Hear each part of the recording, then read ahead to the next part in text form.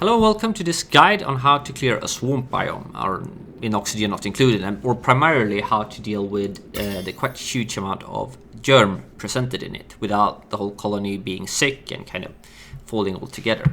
So, as you know, or probably have experienced, if a duplicant goes into swamp biome, it can kind of end pretty badly. So, to demonstrate this, I'm gonna take little, who is it? Little Otto here and move him into swamp biome, and we're gonna prevent him from going back again. So he will probably be idle in here. Now there's quite an easy solution to dealing with it, and it's called exosuit. So the reason that I put Otto in there without an exosuit and actually disabled the exosuit checkpoint is to show what happens with his immunity. Now, to prove a point, sometimes you have to suffer. In this case, little Otto here will have to suffer for me to prove a point to you guys. But exosuit solves most of the problems.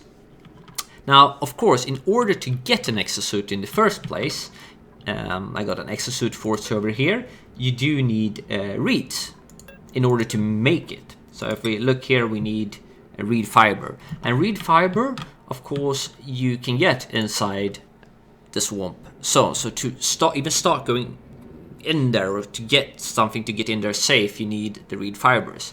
And an easy way to get them in not too dangerous fashion is to, like I did, make a little door here and only give permission, for example, for Meep here to enter.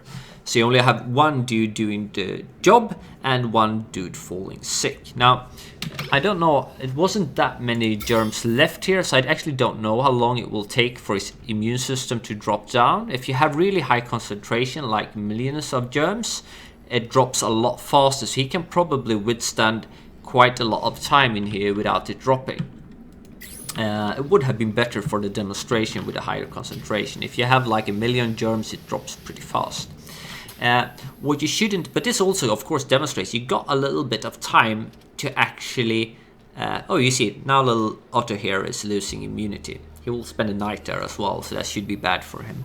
But you should not underestimate the power of medicine. So that's the first thing to deal with. Before you have exosuits, use medicine. The vitamins here, the placebo is actually rather good, but especially the vitamins are really good to deal with sickness, to prevent them going sick fast.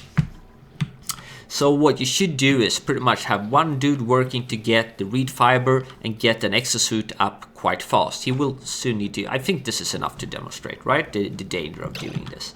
So let's give him, the poor dude, permission to enter again. We can put actually default door access like this, and we turn these ones on again, so we don't have dudes running around there getting sick.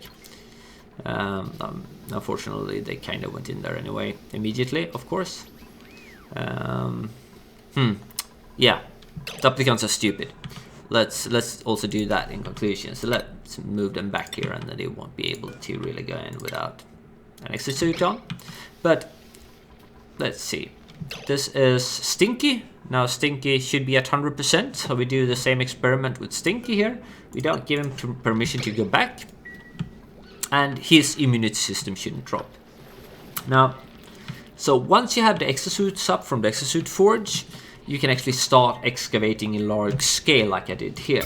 However, you will still be presented with the germs being somewhat persistent. In a clean environment, like in here, I got a bit of germs here because when they work in there, they can drag some germs with them. They will slowly die off. You can see here, I don't know if this, well actually here is rather stable, but over time they will die off in an environment with clean oxygen, if there's no real source for the germs. I think it's some polluted oxygen in here, and that's why they haven't really died off, all of them. But if there's polluted oxygen like in here, I don't know if they might eventually die off, or at least they will stabilize at a lower level, but it will take a long time. So you actually need some faster way to deal with it.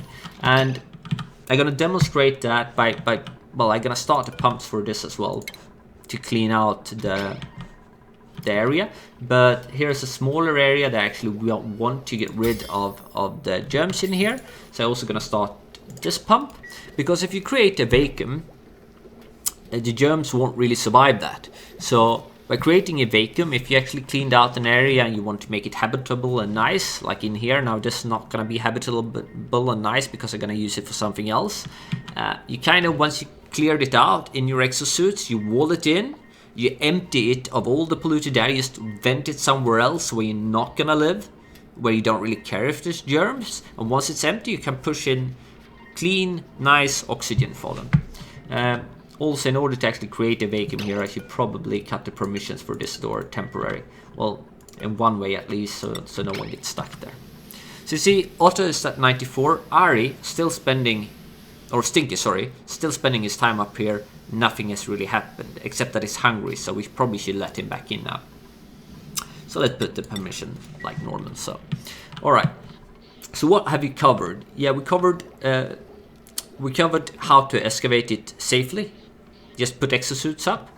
Have medicine, because even if you have exosuit, they will kind of drag a little bit. You can see like traces here of germs that they drag on their bodies back to the base. Oh, if they can go through here as well, there will never be a vacuum here to kind of prove my point. So let's not let them do that. This one is also working, but this will take too long time.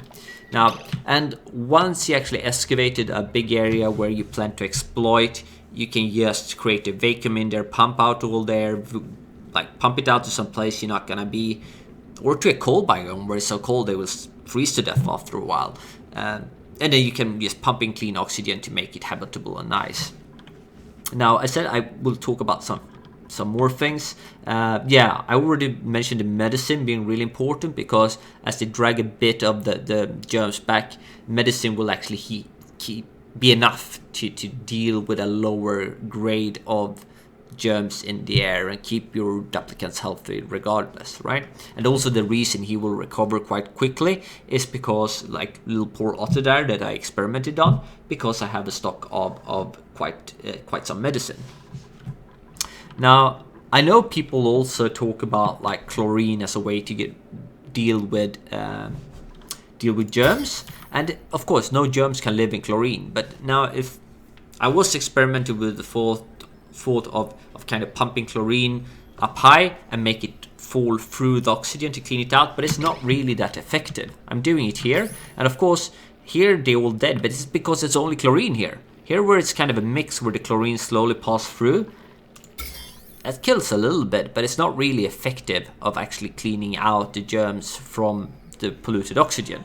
So the way you really want to do it, sorry, that's my phone going off, but I already tried to record this twice and failed, so I'm just gonna ignore it for now. Now you can see up here, there shouldn't be that much air left. Well, it's a little bit breathable gas, but you can see like the germs are gone. The germs can still be stuck to a bit of items or sedimentary rock or stuff that is actually there, but there won't be any germs in the air. So I can kind of disable this one now and open this one to let in some fresh air. Here, of course, it will take a lot longer, since we actually need to empty out all air and create a vacuum before all of the germs die. I think that was it for this guide. Hope you enjoyed it, and see you in later videos. Cheers!